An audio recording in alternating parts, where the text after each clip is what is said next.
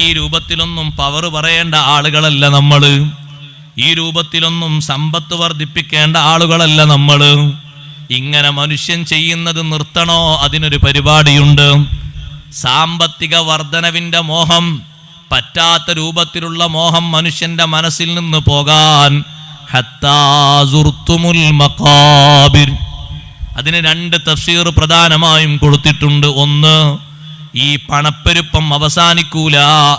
നിങ്ങൾ ഖബർസ്ഥാനുകളിൽ, മഖ്ബറകളിൽ നിങ്ങൾ പ്രവേശിക്കുന്നത് വരെ, അഥവാ മരിച്ച് നിങ്ങൾ ഖബറിൽ എത്തുന്നത് വരെ, മരിക്കുന്നത് വരെ മനുഷ്യന്റെ ആഗ്രഹം അങ്ങനെ ഉണ്ടാകും.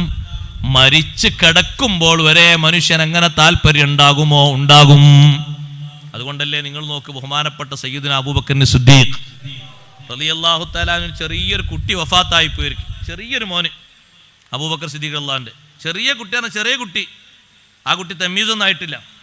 പക്ഷെ ആ കുട്ടി വഫാത്തായി കിടക്കുമ്പോൾ തല വെച്ചിരിക്കുന്ന തലയിണ ആ രണ്ട് കൈ കൊണ്ട് കുട്ടി ഇങ്ങനെ ശരിക്കും മുറുക്കി പിടിച്ചിട്ടുണ്ട്. അപ്പോൾ സിദ്ദീഖ് റളിയല്ലാഹു അൻഹു ചിന്തിച്ചു, പടച്ചോനെ, ഈ ചെറിയ കുട്ടിക്കും ഇത്തരത്തിലൊരു സക്കറാത്തിന്റെ ഹാല് വന്നോ? സക്കറാത്തിന്റെ ഹാല് വരുമ്പോൾ സഹിക്കാനും ഹിമ്മത്തില്ലാത്തയും ആളുകൾ, ചില ആളുകൾ മൂത്രയിച്ചു പോകും. അള്ളാഹു കാത്തുരക്ഷിക്കട്ടെ. ചിലര് നാവ് കടിച്ചിട്ടൊരു കഷ്ണം പുറത്തേക്ക് പറഞ്ഞു പോകും. അള്ളാഹു കാത്തുരക്ഷിക്കട്ടെ. ദുർഘടമായ സാഹചര്യങ്ങൾ സക്കറാത്തിന്റെ ഹാലിൽ വരും.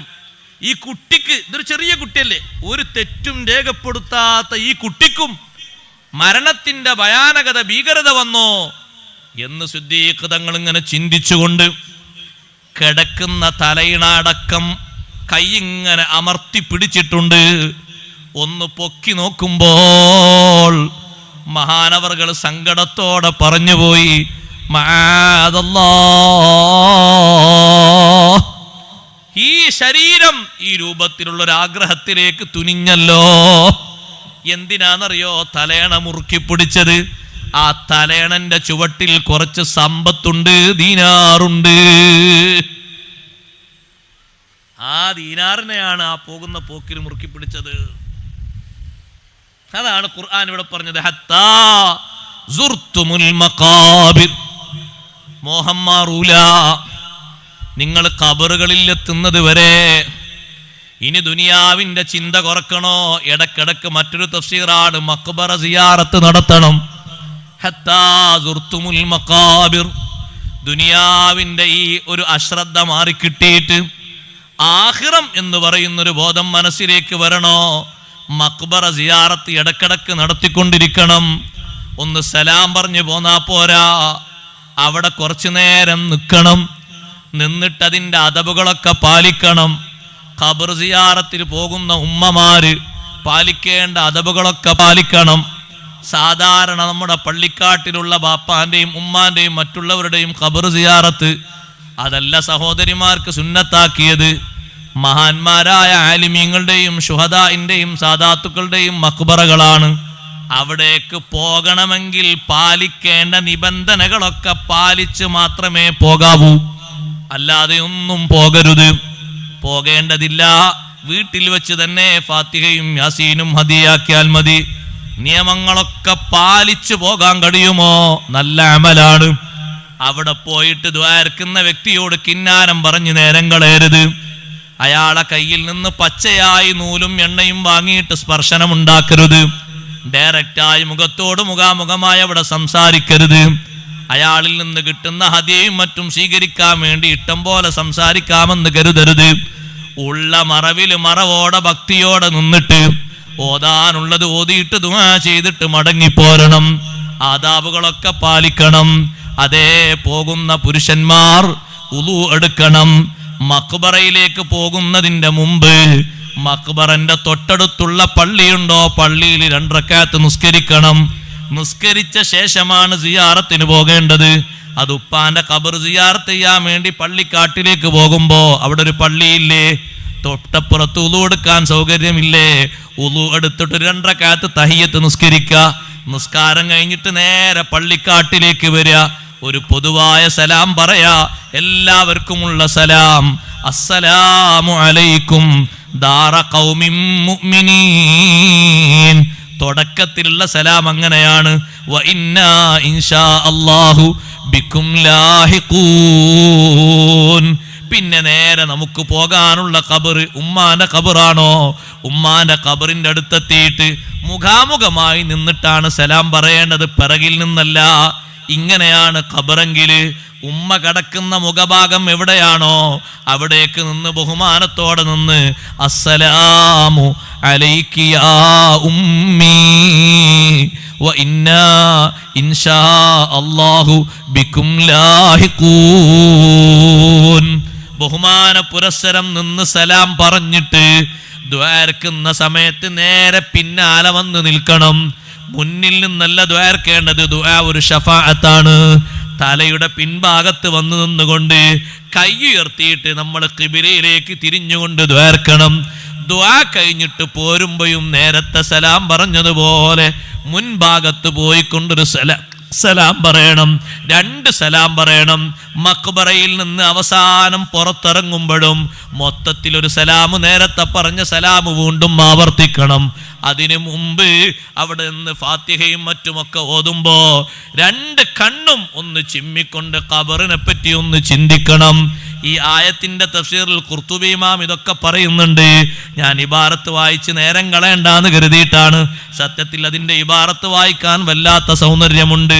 നിൽക്കുന്ന മനുഷ്യൻ ഖബറൊന്ന് രൂപപ്പെടുത്തണം, കിടത്തമൊന്ന് മനസ്സിൽ കൊണ്ടുവരണം, വലത്തെ കവിളൊന്ന് ആലോചിക്കണം. എത്ര സൂക്ഷ്മമായി കൊണ്ട് നടന്നൊരു കവിള്, ഒരു പ്രാണി കടിച്ചാൽ അതിന് മരുന്ന് പുരട്ടാൻ വേണ്ടി എവിടെയാണുള്ളതെന്ന് തപ്പിത്തെരയുന്ന കവിള് നേരെ കൊണ്ടുപോയി വെക്കുന്നത് മണ്ണിലാണ്. ആരും അവിടെ ഒരു കഷ്ണം കടലാസ് പോലും വെച്ചു തരില്ല. മണ്ണിലേക്ക് വലത്തെ കവിളങ്ങ് ചേർത്ത് വെക്കുന്നു. ചേർത്ത് വെച്ച ശേഷം മണ്ണിന്റെ ഒരു തലയണയായിട്ട് തലക്കൊരു തലയണ ലഭിക്കുന്നു. നിൽക്കുന്ന നൃത്തത്തിൽ അതൊക്കെ രൂപപ്പെടുത്തുക.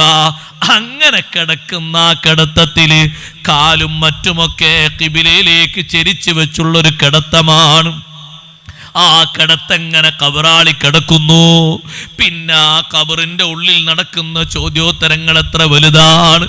ഓരോ ടൈമിലും വന്ന് ചോദിക്കുന്ന ചോദ്യങ്ങൾക്ക് എന്ത് മറുപടിയാണ്.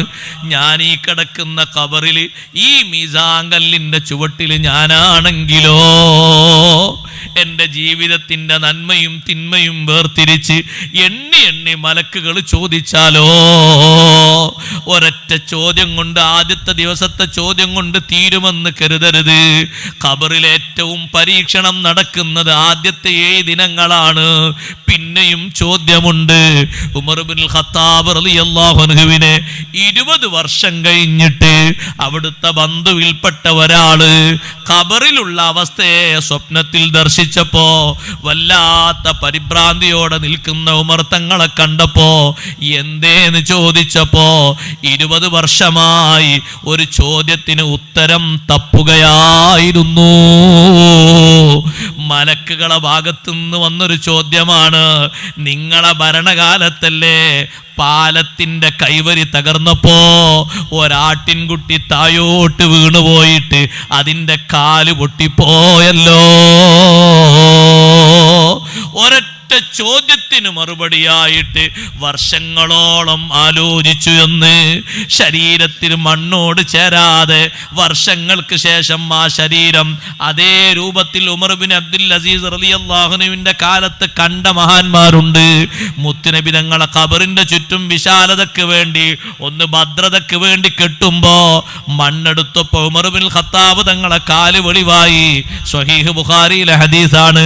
കാലിന് ഭാവമാറ്റം സംഭവിച്ചിട്ടില്ല. അന്ന് വെച്ച അതേ രൂപത്തിൽ തന്നെയുണ്ട്. മണ്ണോടത് ചേർന്നിട്ടില്ല. ആ ഉമർ ഇബ്നുൽ ഖത്താബ് തങ്ങള് ഒരൊറ്റ ചോദ്യത്തിന് മറുപടിയായിട്ട് വർഷങ്ങളോളം ചിന്തിച്ചു എന്ന് പറയുമ്പോ ഞാനും നിങ്ങളും ഒന്ന് വിലയിരുത്തണം. നമ്മുടെ സാധാരണ ജീവിതം, പാപ പങ്കിലമായ ജീവിതം, നിയമവിരുദ്ധമായ ജീവിതം കൊണ്ടുപോയി മണ്ണറയിൽ വച്ചാൽ തുരുതുരാ ചോദ്യങ്ങളുമായി മലക്കുകൾ വന്നാൽ അവരിൽ നിന്ന് എങ്ങനെ രക്ഷ കിട്ടാനാണ്? ഒരു നേരം ഇതൊക്കെ ഒന്ന് മനസ്സിൽ വിലയിരുത്തിയിട്ട് ഖബറിന്റെ സമീപത്ത് അങ്ങനെ നിന്നിട്ട് നീ സിയാറത്ത് ചെയ്യണം. ഖബറാളിയായിട്ട് നീ മാറണം. ഖുർത്തുബി ഇമാം തങ്ങൾ പറയാണ്, ഹത്താ സുർത്തുമുൽ മഖാബിർ, മഖ്ബറന്റെ സമീപത്ത് എത്തുന്ന നീ എല്ലാം നിന്റെ മനസ്സിൽ കൊണ്ടുവന്ന് മഖ്ബറയുടെ ഉള്ളിൽ നിന്നെ കടത്തിയതുപോലെ നീ വിലയിരുത്തണം. ആ സിയാറത്ത് കൊണ്ട് നിനക്കൊരു മാറ്റം വരുമോ? തീർത്തും വരും.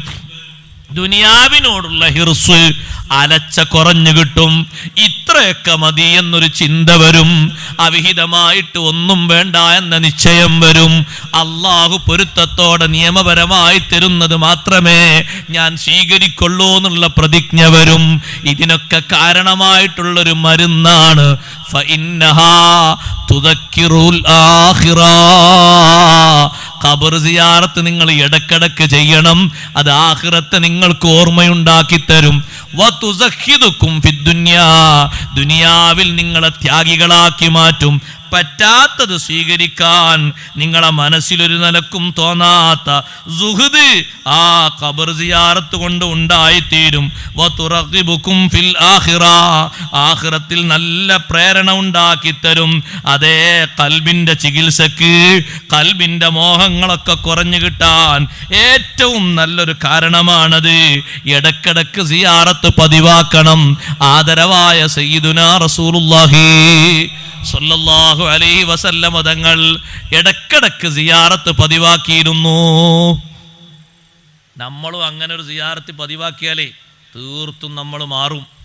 ആയിഷ റളിയല്ലാഹു അൻഹ പറഞ്ഞില്ലേ, എപ്പോഴാ തങ്ങൾ സിയാറത്തിന് തിരഞ്ഞെടുക്കുന്ന നേരം? പട്ടാപകലല്ല, അന്തിപ്പാതിര നേരത്താ.